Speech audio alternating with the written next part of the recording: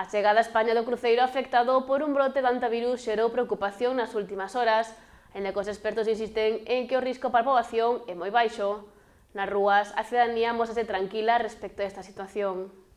A cepa dos Andes é unha das variantes máis agresivas do antivirus, cunha elevada letalidade, pero cunha capacidade de transmisión moi limitada. Os especialistas explican que os contaxios entre humanos son excepcionais e prodúcese só en situacións moi concretas de contacto íntimo e continuado. Por iso, entre a poboación domina a calma. Moitas persoas consideran que a situación está lonxe do escenario vivido durante a pandemia do COVID-19 e cren que os sistemas sanitarios están preparados para controlar posibles casos. A verdade é que non me preocupa moito, non. Non, porque xa houve outros amagos de outros virus e outras supuestas epidemias e non chegou nada. Si o coronavirus, pero o resto non me preocupa realmente. Non me preocupa porque si volvemos á mesma.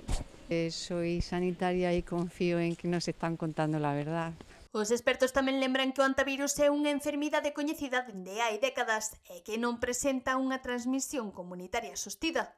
O control basease no illamento dos casos sospeitosos e na vixilancia dos contactos estreitos. Aínda así, nun escenario hipotético dunha maior expansión do virus, a maioría aposta por actuar con responsabilidade e sen caer no medo.